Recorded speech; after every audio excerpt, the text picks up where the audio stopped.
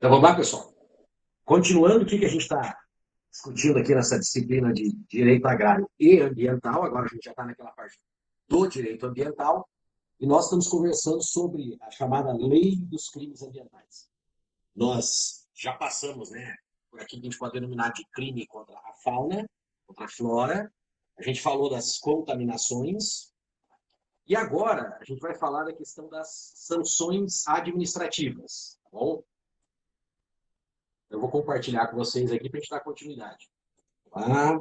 Lembra que nós comentamos sobre a questão também dos bens, né, de ordenamento urbano, patrimonial, por quê? Porque para nossa legislação, e na verdade isso no mundo todo, tá? Meio ambiente não é só considerado o meio natural, mas também um meio que teve ação antrópica, né, que foi criado pelo homem. Aqui nós falamos dos crimes dos próprios funcionários públicos, e aí nós vamos para infração administrativa. Então vamos lá, vamos fazer uma distinção aqui, importantíssima. Eu venho batendo nisso há um tempinho já, mas é sempre bom para reforçar. Quando você está lendo o texto, por exemplo, da lei, você vai perceber que, em determinado momento, eles vão citar, né? Que vão ser considerados crimes, segundo essa lei, porém não serão desconsiderados as infrações administrativas e também possíveis punições cíveis que a pessoa venha a ter. Então vamos tentar distinguir isso. Ó. Uma coisa é crime, você vai cair lá no direito penal, crime ambiental. Outra coisa é cível, que significa você vai lesar alguém, então você vai ter que recuperar, indenizar. Nesse caso aqui, inclusive, tem uma particularidade, tá, pessoal? Por quê? Você tanto pode lesar um direito de alguém individual, do teu vizinho, por exemplo, se contaminar ao tanque de peixe dele, certo? E aí você vai ter que indenizar ele, especificamente aquela pessoa. Como também você pode prejudicar o meio ambiente e você vai ter que indenizar também. Você fala, mas por que quem que é o dono? Todo mundo. Lembra que a gente discutiu esse conceito quando nós estudamos o artigo 225 da Constituição? Ela fala que todos têm esse direito. Ou seja, esse meio ambiente é de todo mundo. Então, é o que chamamos de bem difuso. E eu até falei para vocês que, quando nós falamos de uma APP, de uma reserva legal, ela fica na propriedade de alguém? Fica. Se você pegar a matrícula daquele imóvel, tem lá 100 alqueires ou 100 hectares. Então, aquela área toda pertence àquela pessoa? Sim, pertence. Porém, aquele ambiente que se desenvolve ali, naquela reserva legal que ele é obrigado a manter, naquela APP que ele é obrigado a manter, né, para a preservação de recursos hídricos, aquilo ali pertence a todo mundo. É um bem difuso. Então, quando fala que ele é obrigado a cuidar daquilo, ele assumiu um ônus. Lembra que a gente discutiu muito sobre isso. Quando você assume uma propriedade rural, você assume junto um ônus de cuidar daquele ambiente que pertence a toda a sociedade. Na verdade, você tem que cuidar da propriedade como um todo. Você tem que fazer ela produzir, você não pode deixar ela se degradar, você tem que cuidar dos solos dela. Mas aquelas áreas você tem que ter um cuidado em especial. Por quê? Porque elas têm uma função diferenciada. Né? A função delas é o quê? Preservar recursos hídricos, ajudar, colaborar na preservação da flora, da fauna, da biodiversidade. Tanto que você é obrigado a ceder parte da sua área para que se desenvolva ali esse meio ambiente. Essa biodiversidade, essa flora, essa fauna, que vai pertencer a todo mundo. Então, quando você fala de sanção civil, que nós vamos ter essa possibilidade, né, inclusive de indenizações, é um outro segmento. Criminal, crime, penal, civil, e tem o administrativo também. Quando nós estamos falando do administrativo, nós estamos falando daquela parte do Estado, tá, que é normalmente, via de regra, na maioria absoluta das vezes, o executivo. Então, esse órgão executivo, ele também tem esse poder de fiscalizar e esse poder de polícia. Ele é autorizado para fazer os autos de infração, lhe é dado o poder de dar uma multa para você, ele tem o poder, inclusive, né, de proibir a realização, de impedir, é uma ordem de interromper aquela atividade. Ah, mas é a justiça que mandou? Não, não é a justiça, não é uma ordem de um juiz. Aquela autoridade é dada a um servidor público, a um funcionário, a alguém que esteja atuando pelo próprio executivo. Então, isso é o que nós chamamos do quê? Do controle administrativo. Por que se chegou a isso? Né? Por que se chegou a esse ponto? Pelo seguinte, normalmente o judiciário, tá, pessoal, como ele tem que ter esse aspecto da neutralidade, não é interessante que o próprio judiciário controle a força do Estado. A polícia, o exército, não é interessante. Imagina se o juiz pudesse também ser ele o controlador da polícia. O juiz federal controla a polícia federal. O juiz estadual controla a polícia civil ali do Estado, não a polícia militar. Então, pelo aquele princípio que nós estudamos no direito, que é a separação dos poderes, você vai fracionando, vai colocando os poderes em órgãos diferentes e, consequentemente, com o poder na mão de pessoas diferentes, justamente para não ocorrer um processo de centralização de poder numa mão só, ou num grupo só. Então, o juiz ele não tem esse poder, na verdade, ele não coordena a polícia, ele não manda na polícia. Ele tem que emitir, por exemplo, uma ordem judicial, que aí sim vai ser cumprido lá por um capitão da polícia ou por um delegado. Mas quem faz a gestão disso é o executivo. Por exemplo, quem coordena as polícias no Estado? O governador. É o chefe do executivo. O Exército e a Polícia Federal fica ligado a quem? Ao Executivo Federal. Mas então quer dizer que ele manda na Polícia Federal, por exemplo, toda essa problemática que nós estamos tendo aí, né? O presidente manda na Polícia Federal, o governador manda na Polícia Civil e na PM do Estado. Na verdade, ele seria responsável pela gestão, mas eles são considerados órgãos de Estado. Então, eles não ficam submissos àquele que está fazendo a gestão. Então, por exemplo, o presidente faria a gestão da Polícia Federal, mas o chefe, diretor-geral da Polícia Federal, não poderia ficar submisso ao presidente. Ele tem que ter autonomia. Como os delegados não podem ficar submissos. Alguém ligou o microfone para isso. Não podem ficar submissos ao governador. E nem mesmo o comandante da PM também ficar submisso ao governador. Seriam órgãos de Estado. Então, o que aconteceria se um membro do executivo, um servidor, ou mesmo a polícia ambiental, tivesse que ficar esperando uma ordem de um juiz para fazer uma autuação ambiental? Você concorda que ia ficar muito lento o processo? Mas e quando o ministro, ele mesmo que lê o negócio, não quer que faz a ação? Também não é errado? Já aconteceu? Repete um pouquinho, porque eu não ouvi o detalhe. Que nem o nosso ministro do meio ambiente lá, o que foi mandado embora esses dias, esqueci o nome dele agora, atrapalhou as ações da Polícia Federal, do IBAMA lá no Amazonas. Certo. Não é mais errado do que isso? Errado, completamente errado. Completamente errado. O que o ministro fez, inclusive, deixa eu só ligar o cabinho aqui, porque está acabando a bateria. O que o ministro do Meio Ambiente fez, inclusive, tem vários erros. Primeiro porque ele é ministro, tá? Ele é ministro do Meio Ambiente. O que está ligado a ele, que sim também tem esse poder de fiscalização de autuação, é o IBAMA, o Instituto Chico Mendes, não é a Polícia Federal. Só que, evidentemente, foi feita uma pressão, pelo que se percebe das notícias, foi feita uma pressão sobre, né, o dirigente geral, né, o diretor geral da Polícia Federal, para que houvesse essas trocas, né, desse delegado específico que estava fazendo essa investigação. Ao que tudo indica, alguma coisa estavam tentando retardar a investigação. Pelo menos isso, né, ao que tudo indica. Bom, aproveitando que você fez essa pergunta, Eduardo, deixa eu fazer um comentário com vocês de uma coisa que está na mídia agora, nesse momento, né? E infelizmente, né, nós estamos vivendo aí um período de avanço tecnológico, que é muito bom, é excelente, até porque as pessoas podem se expressar mais hoje. Por um lado, se quebrou a hegemonia da informação. Então, essa crítica que se faz, você tinha um canal de televisão tal, a revista tal, e, consequentemente, o que esse pessoal falava virava meio que lei, né? A fonte de verdade de informações vinham somente por esses canais, ou a grande mídia, como eles costumam dizer. Então, com as redes sociais, com essa forma de comunicação, se conseguiu retirar uma parte do poder dessa grande mídia. Isso é muito positivo. Por um lado, teve um mau uso disso.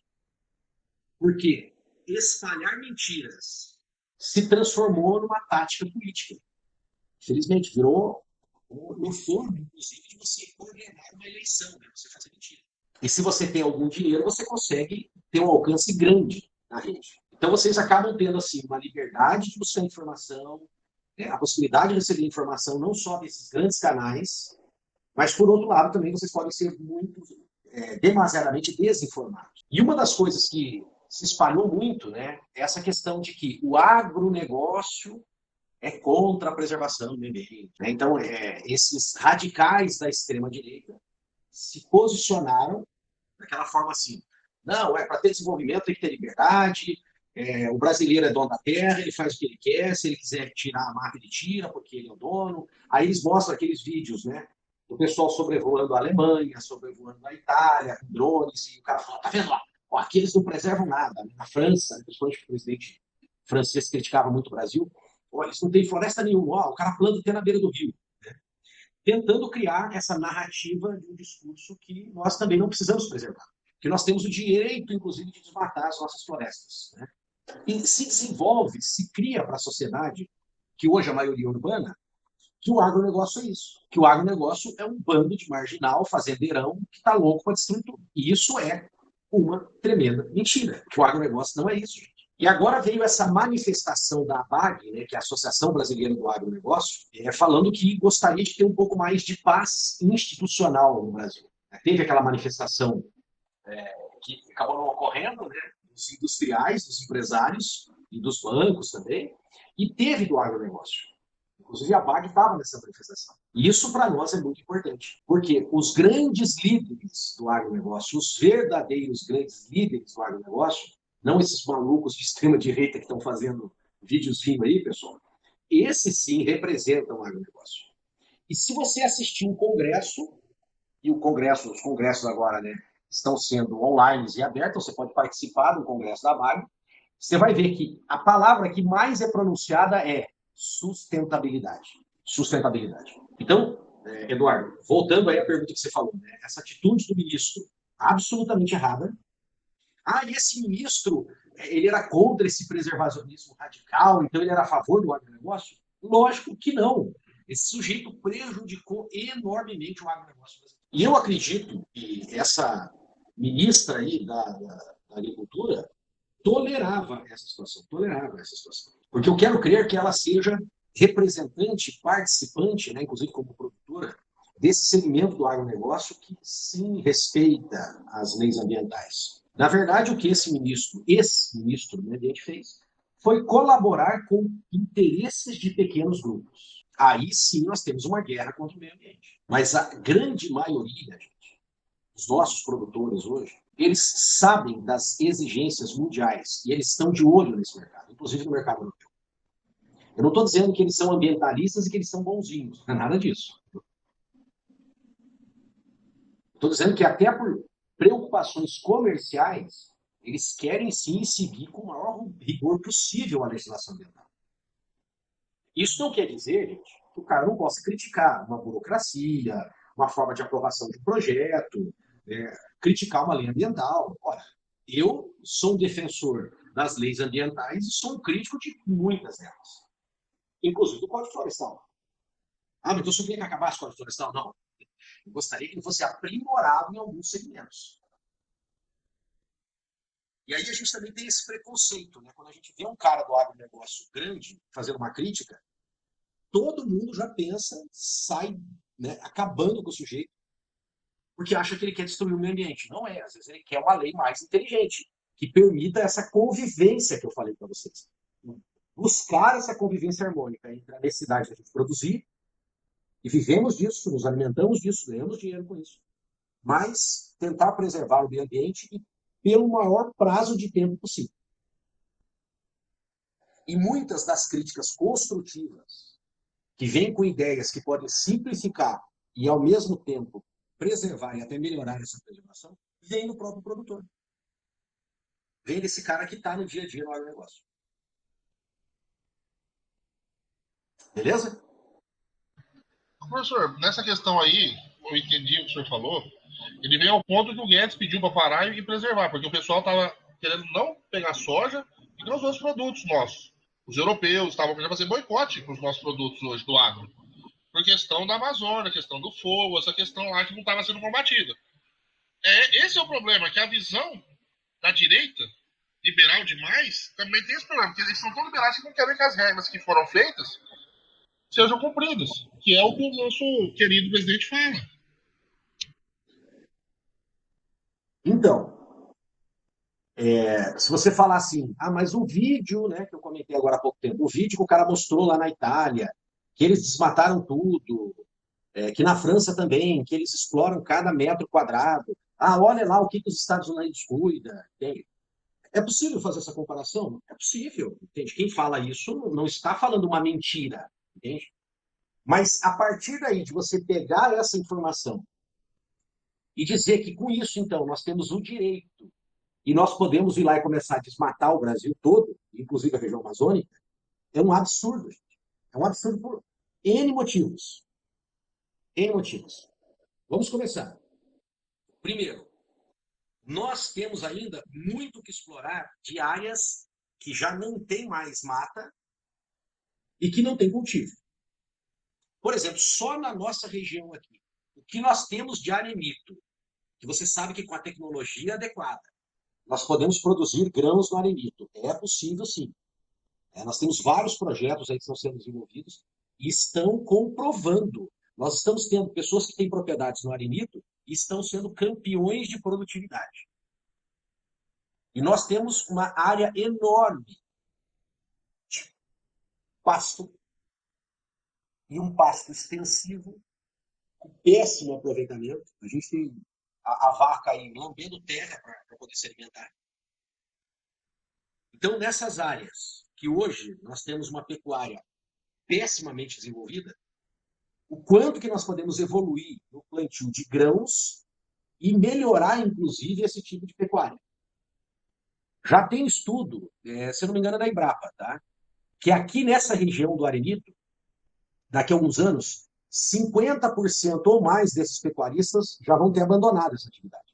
O que vai acontecer? Esses pecuaristas vão se converter em produtores rurais de grãos. Então, nós vamos diminuir a produção de carne? Não, ao contrário, nós podemos aumentar.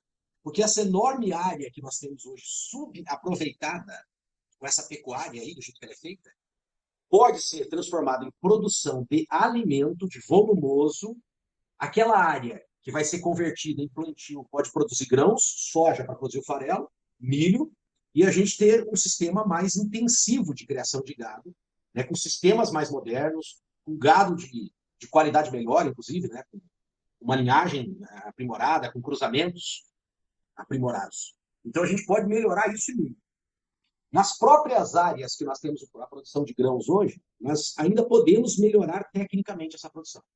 A gente pode produzir mais ainda. Então, nós não temos essa necessidade, nesse momento, de ficar avançando sobre essas áreas. Vai estudar, né? Vai fazer um levantamento para você ver do perfil dessas pessoas que estão fazendo esse desmatamento. Que tipo de exploração, principalmente pecuária, esse pessoal faz?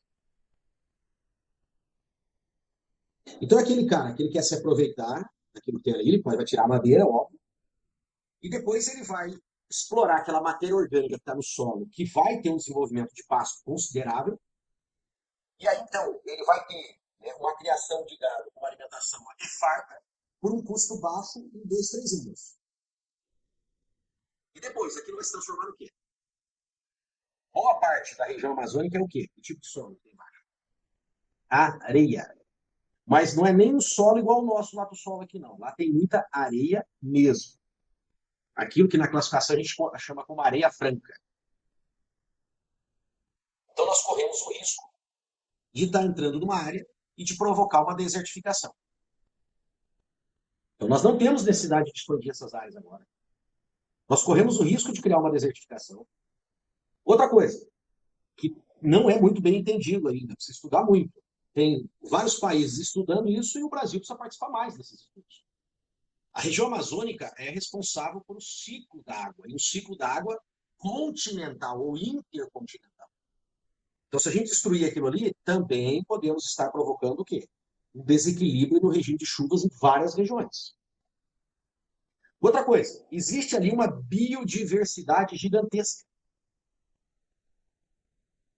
Então, para que você vai explorar uma pecuária de uma péssima rentabilidade, que aquilo só dá dinheiro porque é um fazendeiro que explora uma área muito grande, então tem uma rentabilidade péssima, e você vai perder toda essa riqueza da biodiversidade. Sendo que nós poderíamos ter projetos ali para desenvolver fármacos naquela região. Mais um motivo. Estou perdendo as contas, me ajuda. Outra, é uma região de turismo com altíssimo potencial. E ainda não é aproveitado. Não é aproveitado. Nós poderíamos transformar, inclusive, a região amazônica numa região de turismo e numa região de estudos. Como assim uma região de estudos? Nós poderíamos montar grandes centros universitários, grandes universidades, grandes institutos de pesquisa, que recebessem estrangeiros para estudar.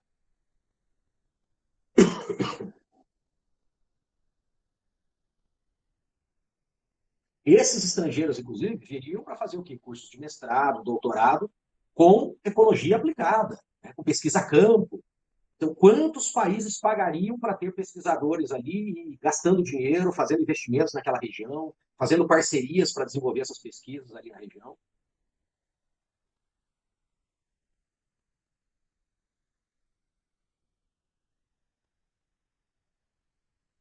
Mais uma.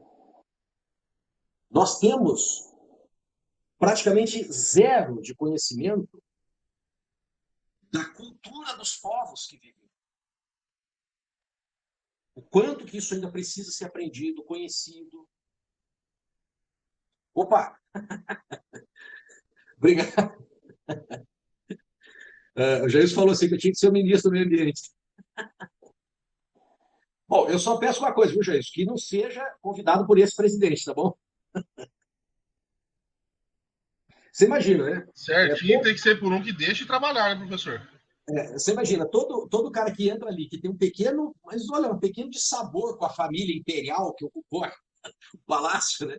Já é trucidado, né? Imagina eu ocupando uma posição frente a essa linha de trabalho desse presidente. Né? Então, não daria muito certo. Quem sabe no outro, né?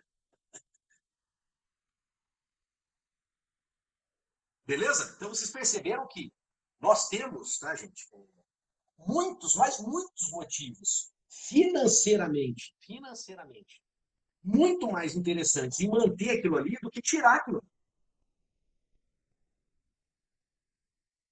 Então, você quer transformar a região amazônica nessa experiência de produção de gado que nós temos aqui? Nós temos uma péssima produção de gado. Nossos índices são horríveis aqui na região. Ah, professor, mas eu conheço lá o fazendeirão tal. Aí cai nisso que eu explico para vocês. É o fazendeirão. O que acontece? Ele tem uma área muito extensa para gerar renda para quem? Para ele. E qual que é o investimento que ele faz nisso? Quase nada. Qual o investimento em tecnologia que ele faz? Quase nada. Quantos técnicos e tecnólogos capacitados ele contrata para gerir essas propriedades dele? Ninguém. Ele contrata um peão. Se brincar, tem um Ô, cara professor, analfabeto do lugar. Entendeu? Pois não? Quem quer? o Pedro. Opa, pode falar, Pedro. Eu tenho um primo que ele tem lá na Amazonas, 500 alqueires, mas é só peão, peão mesmo que trabalha lá. O que ele Porra. desenvolve lá? Que atividade que ele faz? É gado de corte. Gado de corte, né? É, Mas você falou que é 500 hectares ou alqueires? alqueires. Alqueires. É, Não é considerado algo grande, né? Para a região lá. sim, sim. Não é considerado grande. E eu não vou nem dizer se o seu primo está certo ou está errado, entende? Porque eu não conheço a realidade dele. Tá? Porque quando nós fazemos essas críticas também, né, lembre-se, tá, gente? Eu sou muito ponderado nesse sentido. Eu estou dizendo aquelas pessoas que têm áreas muito grandes, que eles têm consciência de tudo isso que eu estou falando para vocês. Eles têm consciência.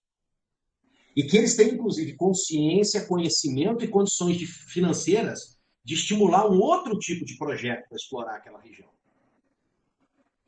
Só que o pensamento dele é no bolso dele naquele momento. É esse tipo de cara que eu critico. No caso, Pedro, seu primo pode ser um agricultor que vendeu a terra dele aqui e comprou lá. Entende? Não adianta a gente jogar esse cara na fogueira. Entendeu? Esse tipo de agricultor, se for o caso do seu primo, né? Esse tipo de agricultor, nós temos aqui dar formação para que ele enxergue que ele está fazendo a atividade do lado errado e que ele possa, então, buscar formas de explorar aquela região da melhor forma que ela deve ser explorada. Do jeito mais inteligente, mais sustentável e com maior rentabilidade, inclusive. Beleza?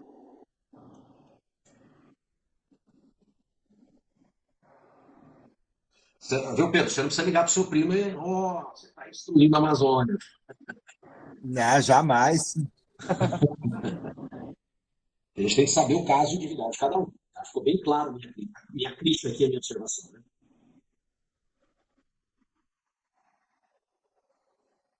Por quê? Até para deixar bem claro qual que é a posição de vocês. Tá? Vocês são os tecnólogos. Vocês têm que ser os caras inteligentes da gestão. Porque o que está acontecendo hoje?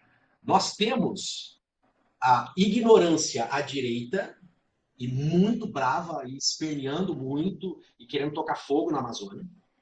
Nós temos a ignorância à esquerda, que acha que nós vamos viver de catar alimentos na floresta. Nós temos os mal intencionados à direita, que sabem que aquilo é errado. E sabem que tem outras opções de ganhar dinheiro. Mas ele individualmente está ganhando dinheiro com aquilo. Então, liga o botão do F, você sabe o que eu estou falando, e que acabe com tudo, eu estou pondo dinheiro no bolso. E também nós temos os mal intencionados à esquerda. Ele sabe que aquele radicalismo está prejudicando, mas ele ganha alguma coisa com aquilo.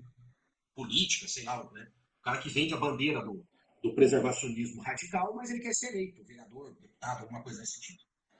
E nós somos aquelas pessoas que temos conhecimento técnico, a gente sabe que tem que preservar isso, nós temos uma moral, e eu espero que vocês tenham desenvolvido essa moral, mas nós sabemos também que temos que produzir. Ou seja, nós tentamos ser os racionais nessa história toda. Beleza?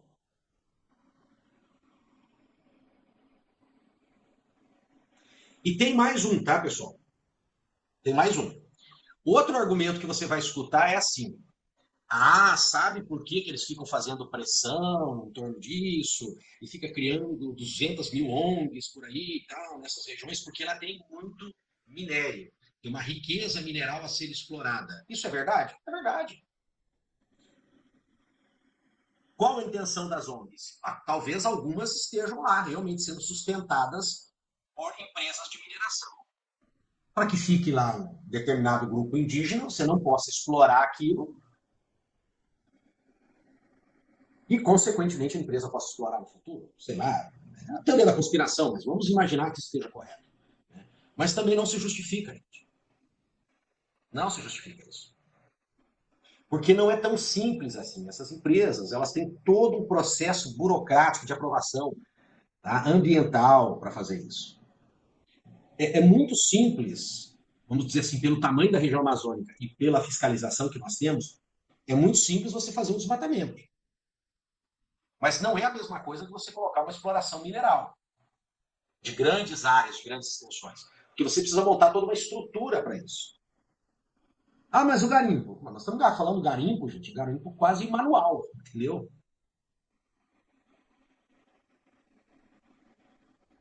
O que nós temos na região amazônica, isso já houve documentos que foram publicados, inclusive, né, pelos órgãos de fiscalização, que há, sim, investimento de empresas do exterior junto a esse pessoal que faz o desmatamento, mas aí é brasileiro que está atuando aqui, para levar essa madeira para fora. Aí se paga propina para os fiscais, legaliza essa madeira e ela é exportada. Mas nós poderíamos melhorar essa fiscalização e diminuir muito isso? Lógico que poderíamos. Como você pode atuar, como foi o caso aí, né, desse nosso ex-ministro do Meio Ambiente, você pode atuar para desestruturar isso e aconteceu o que aconteceu. Mas, voltando ao tema inicial, desse parênteses que eu abri, lembrando, gente, a Associação Brasileira de Agronegócio, os seus líderes, os seus maiores líderes, eles têm uma preocupação muito consciente da necessidade e da importância e da possibilidade de ganhos que o agronegócio tem em ter uma atitude prática de preservar o meio ambiente no Brasil. Então, nosso agronegócio não é isso que pintaram aí. Nós não somos isso. Beleza? Bom, voltando aqui então, pessoal. Lembra que eu falei para vocês que nós temos, então, os crimes, nós temos, né, o âmbito civil, que você pode ser condenado a indenizar, e inclusive o bem difuso, e tem a sanção administrativa, que esse órgão aí, tá, gente? Esse órgão que é a Polícia Ambiental, que é o servidor do IAT aqui no Paraná, é o servidor da Prefeitura, é o servidor do IBAMA. Então, ele também tem que ter esse poder. Só que esse poder é mais limitado. Tá? Ele não pode atuar retirando o direito seu, por exemplo. Tirar um direito de liberdade, isso não pode. Só quem pode fazer isso? A Justiça. Então, por isso que tem o quê? Processo penal, processo criminal, que foi o que a gente estudou antes na lei, lembra? Dos crimes ambientais, crime contra a flora, contra a fauna, né? Crimes de poluição, crime do próprio servidor público por ele não fazer o que tem que fazer para proteger o meio ambiente. E aí o juiz pode, então, dar essa sentença. Só a justiça pode dar essa sentença. Agora, quando você está cometendo um ato, tá, gente? Que você está lesando de alguma forma o meio ambiente, quem vai chegar ali não vai ser um agente da justiça. Quem vai estar fazendo essa fiscalização vai ser alguém que é ligado ao executivo. Como eu falei, a Polícia Militar, a Polícia Federal, o agente do IBAMA, do IAT, é ele que vai chegar. Então ele também tem esse poder, mas limitado por isso. Ele não vai prender você. Quais são as penalidades que tem? É isso que nós vamos ver. Então vamos lá. Artigo 70. Vocês estão vendo aí, por favor? Sim, estão vendo. Beleza? Então vamos lá, artigo 70. Considera-se infração administrativa ambiental toda ação ou omissão que viole as regras jurídicas do uso, do gozo, da promoção, da proteção e da recuperação do meio ambiente. Então, olha lá. O que é infração administrativa? Toda ação ou omissão. Quer dizer, você pode estar fazendo alguma coisa que não deveria, como você pode não estar fazendo algo que deveria. Que viole as regras jurídicas. Viole as regras jurídicas. Por que isso é importante? Por que isso é importante? É o seguinte, tem um princípio no direito penal, gente, que diz o seguinte, você só pode ser acusado, condenado, você ter algum tipo de penalidade se você cometeu um ato, ou você fez uma omissão, ou seja, você deixou de fazer algo que deveria, se aquilo está tipificado em lei. O que quer dizer isso?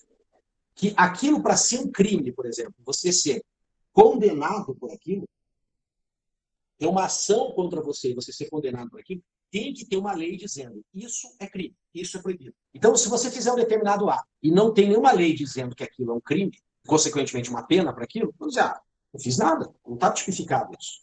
Vocês perceberam isso? Qual que é um exemplo bem legal assim para vocês entenderem? Não é bem da nossa área aqui, mas vamos lá. A questão, por exemplo, de drogas, né? Portar drogas, traficar uma droga, né? Se você for olhar na lei, a lei não está dizendo o que é droga. Quais são as substâncias a serem consideradas drogas ilícitas? Não está dizendo. Ela deixa em aberto. Aí vai ter um órgão do Estado, a Anvisa, que ela vai publicar uma portaria dizendo, ó, tal e tal e tal substância, nesse momento vai ser considerada droga. Se uma determinada substância for tirada dessa lista, e você estiver portando, usando aquela substância, você estará cometendo um crime? Se ele foi tirado da lista, não. Não. Por exemplo, se apagar lá, for lá e tirar a maconha de lá, deixa de ser crime, entendeu? Então precisa ter uma lista dizendo o que é substância ilícita ou não. Senão não é. Eu avanço o sinal vermelho. Está escrito isso. Se você for lá e tirar isso da lei, eu avanço. Não é mais um crime, entende? Tem que estar escrito, tem que estar tipificado. Agora vamos voltar aqui no nosso artigo para entender. Ó. vai ser uma infração, só vai ser uma infração, gente, se você cometer uma ação ou uma omissão, deixar de fazer alguma coisa que viole alguma regra que está escrita. Então, assim, eu tenho que estar fazendo alguma coisa, ou deixando de fazer alguma coisa.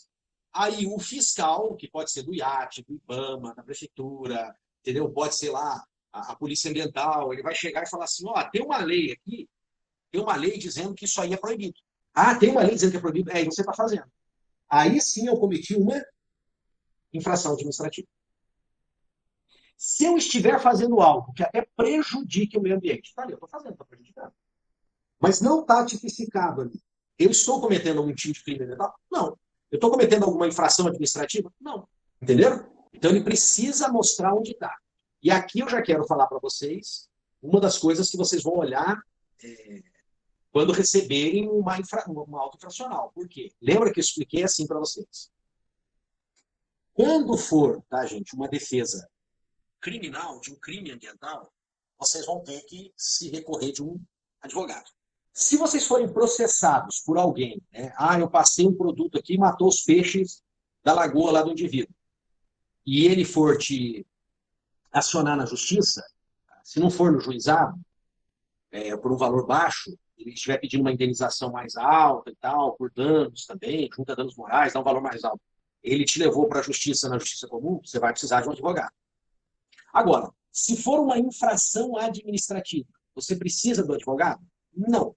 Então, boa parte dessas defesas, vocês mesmos estarão, né, habilitados, com o conhecimento que vocês estão adquirindo aqui, para fazerem essa defesa. Vocês entenderam bem essa diferença que eu falei? Então, qual que é a primeira coisa que você vai fazer? A primeira coisa que você vai fazer é o seguinte: você levou uma multa lá do fiscal, tá? O auto infracional.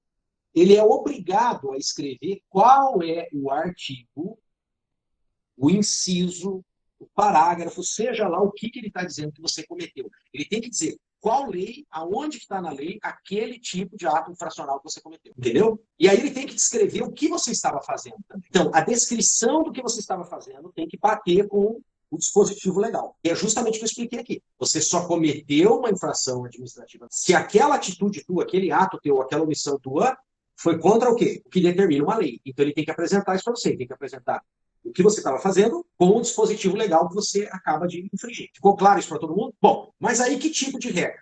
Calma lá que nós vamos explicar isso para vocês. Para deixar amplo, ele vai dizer assim, todas as regras que visem, tá, gente? Proteger, né, o uso, o gozo, a promoção, a proteção e a recuperação do meio ambiente. Então ele já coloca isso no meio amplo, porque está falando, ó, qualquer lei que garanta o uso, que proteja, que esteja protegendo a recuperação, né? Tudo que você fizer que lese isso ou você deixar de fazer, você está cometendo uma infração administrativa. Aí, quando você termina de ler isso aqui, você vai dizer assim, tá, professor, mas aonde que está o que eu estou fazendo de errado? Não está nessa lei. Tá? Depois foi feito um decreto aonde isso vai ser tratado mais minuciosamente, eu vou mostrar para vocês. Tá bom? Relembrando, né? Como eu expliquei para vocês, muitas vezes as leis elas são bem genéricas. E aí alguns detalhamentos das leis precisam ser feitos aí pelo próprio executivo. Então, você faz um decreto para regulamentar isso. Aí nós vamos mostrar. Agora, vamos ver quem pode, tá, chegar lá e preencher o auto e dizer que você vai receber uma multa por aquilo.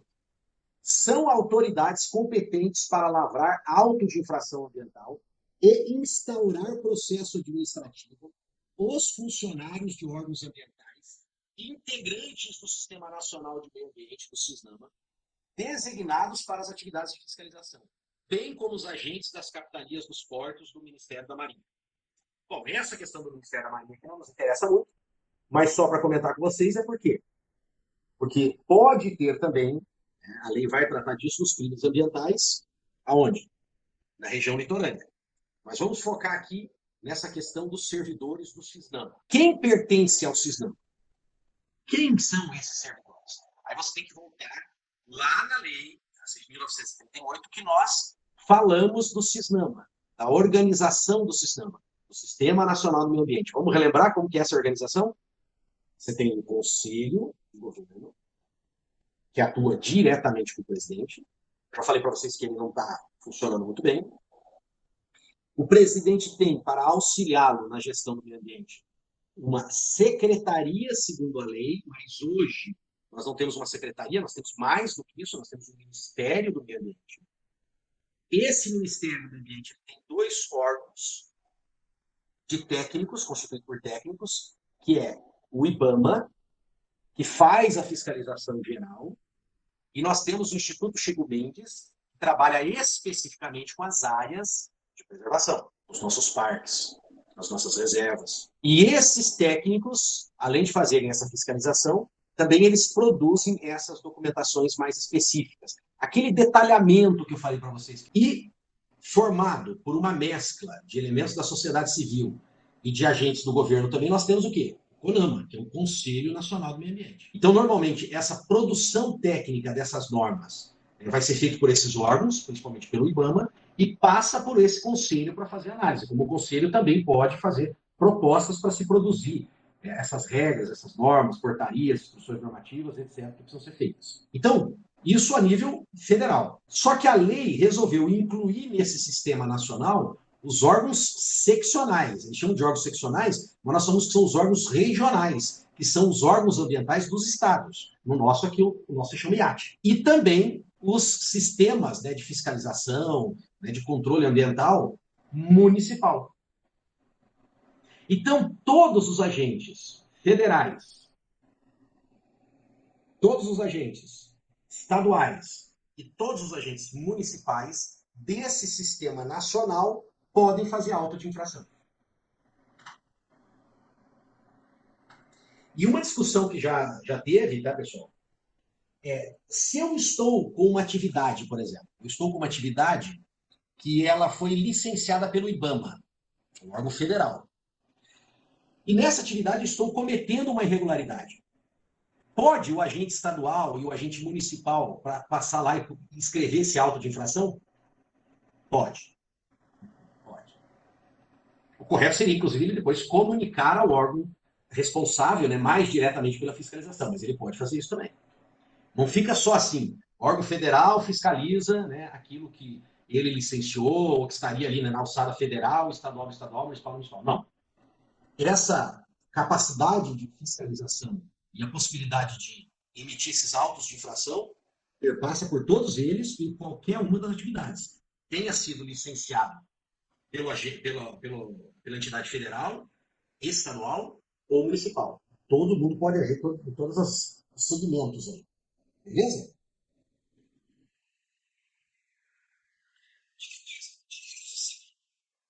Qualquer pessoa constatando infração ambiental poderá dirigir representação às autoridades relacionadas no parágrafo anterior para efeito do exercício do seu poder de polícia. Ou seja, todo mundo que perceber que está tendo um ato infracional em relação ao ambiente pode se dirigir a esses órgãos de fiscalização. Parágrafo 3º. A autoridade ambiental que tiver conhecimento da infração ambiental é obrigada a promover a sua apuração imediata, mediante processo administrativo próprio, sob pena de corresponsabilidade. Para um pouquinho, relembra que nós falamos que tinha lá os crimes contra fauna, flora, os crimes de poluição e os crimes do próprio agente administrativo. Então está aqui, ele é obrigado a fazer isso. Então, quando é feita uma denúncia, ele tem que conferir o que está acontecendo. O que é muito comum aqui na nossa região? Essas denúncias, principalmente no ambiente rural. Antes de algum tipo de formação vegetal. O pessoal até fica bravo, que tem um vizinho dedo duro, mas a lei permite fazer isso. E o agente, quando ele recebe a denúncia, ele é obrigado a conferir. Parágrafo 4º. As infrações ambientais são apuradas em processo administrativo próprio, assegurado o direito de ampla defesa e o contraditório, observados as disposições dessa lei.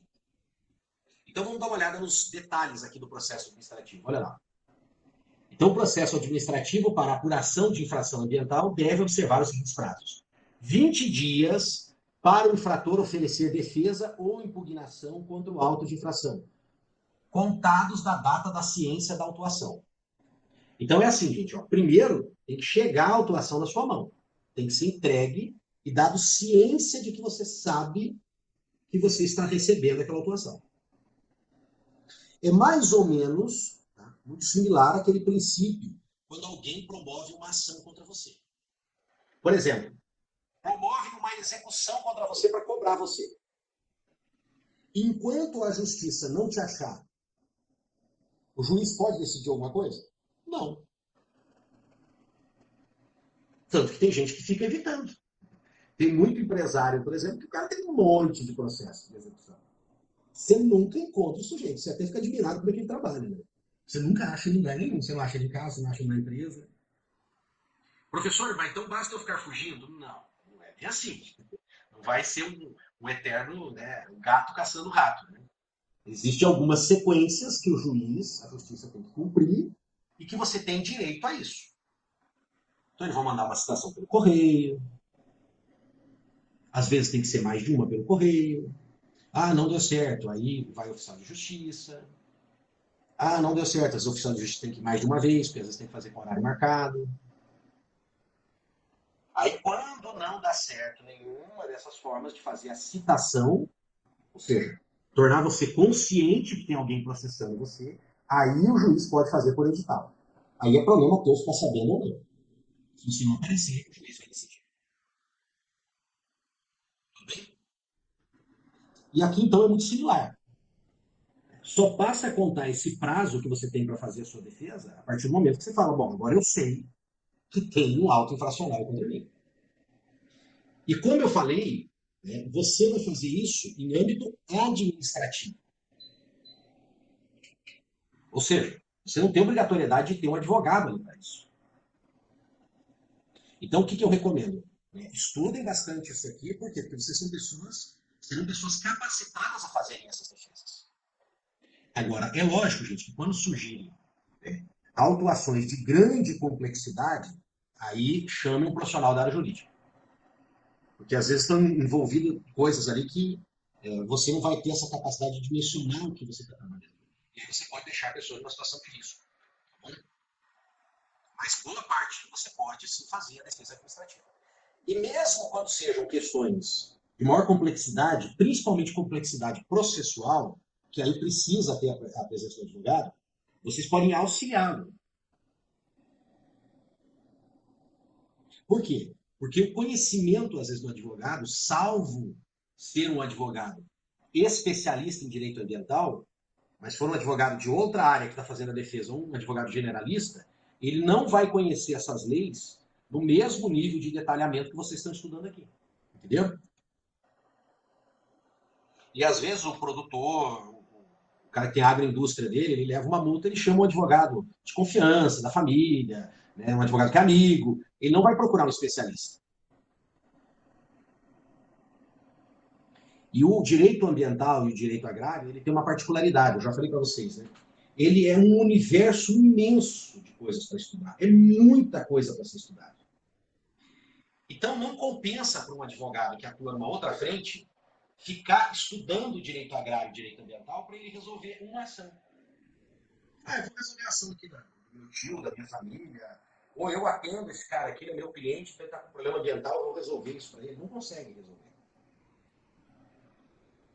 Então, até por uma questão de lógica profissional, até por uma questão de economicidade profissional, mergulhar no direito agrário, mergulhar no direito ambiental, só compensa para aquele advogado que fala, não, eu vou me especializar nisso e vou atuar nessa área.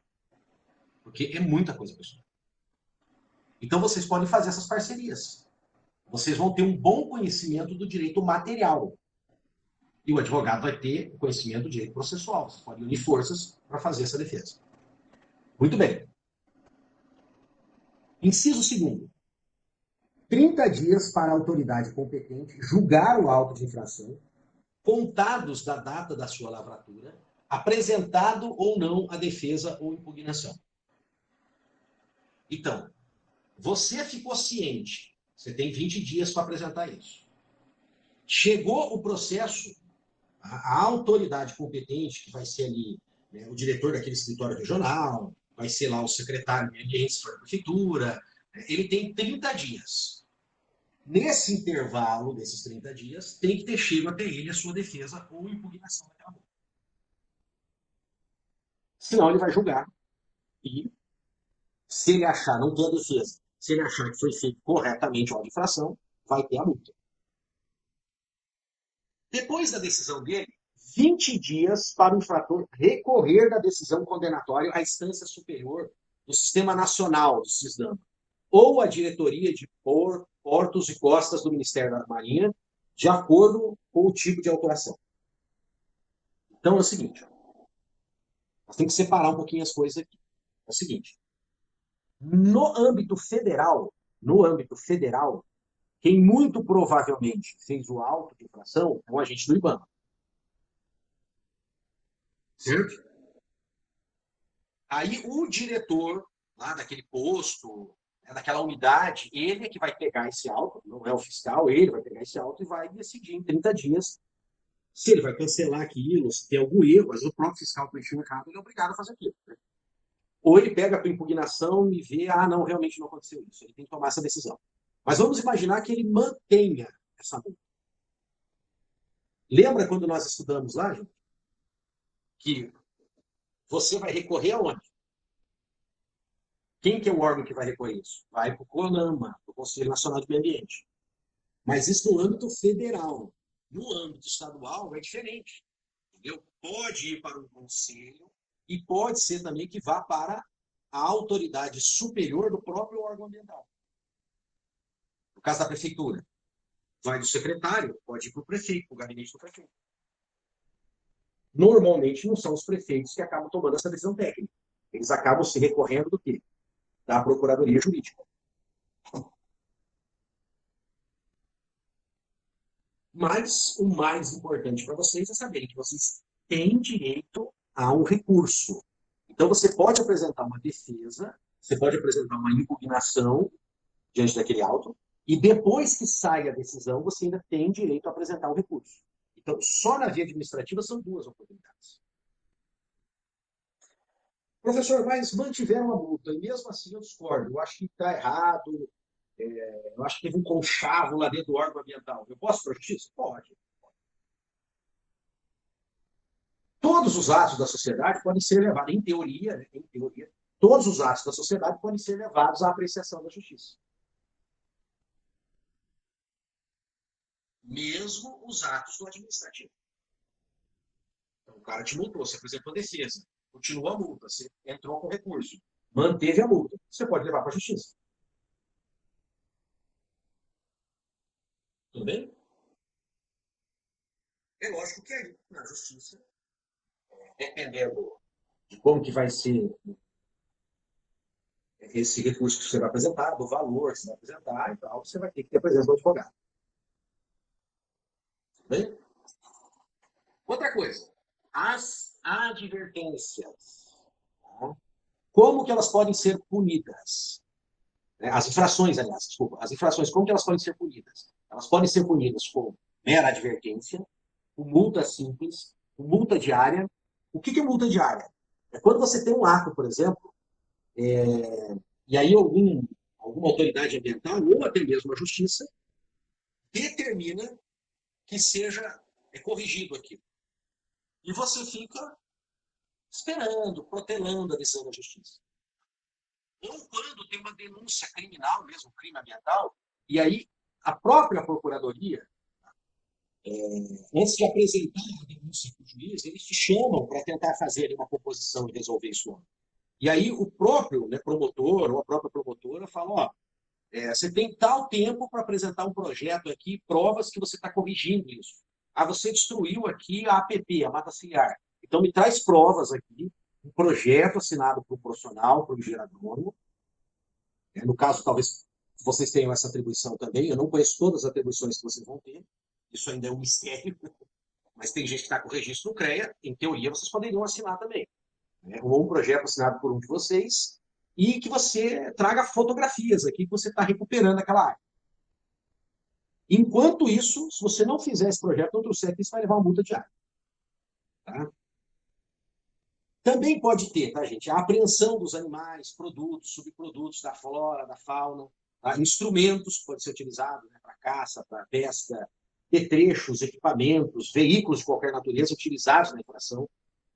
Pode-se destruir a utilização desse produto e também destruir aqueles petrechos, equipamentos, suspensão da venda ou fabricação do produto, embargo da obra ou atividade, demolição da obra, suspensão parcial ou total das atividades e medidas restritivas de direitos. Então, por exemplo, você pode ficar com restrição para participar de uma licitação pública. Então, percebam, tá, gente, que aqui não tem nenhuma penalidade que vai falar de uma restrição de liberdade. Porque eu falei para vocês que a autoridade administrativa não pode fazer isso. Entendeu? Não pode. Só vai ter poder quem tomar essa decisão. Se for lá em crime ambiental, isso tem que ser uma decisão tomada por um juiz. Beleza? E aqui está, ó, as sanções restritivas de direito. Ó, suspensão do registro, da licença, da autorização, cancelamento de registro, de licença, autorização, pode até cancelar, dependendo da gravidade, perda ou restrição de incentivos e benefícios fiscais, perda ou suspensão da participação em linhas de financiamento dos estabelecimentos oficiais de crédito, proibição de contratar com a administração pública pelo período de até 3 anos, como eu falei, você não pode participar de uma licitação. Agora, você vai perceber que não está aqui, tá, gente? O detalhamento, né? Assim, tá, eu posso perder meu registro, eu posso perder minha licença, eu posso perder minha autorização de fazer aquilo que eu estava fazendo. Eu posso até ter cancelado meu registro. Eu posso ter que pagar uma multa diária ou uma multa simples. Mas aonde está o nível? Onde está dizendo, ó, se eu fizer isso, é multa. Se eu fizer aquilo, vão cancelar o meu registro. Aonde vai estar isso? Então, gente, isso aí nós vamos encontrar.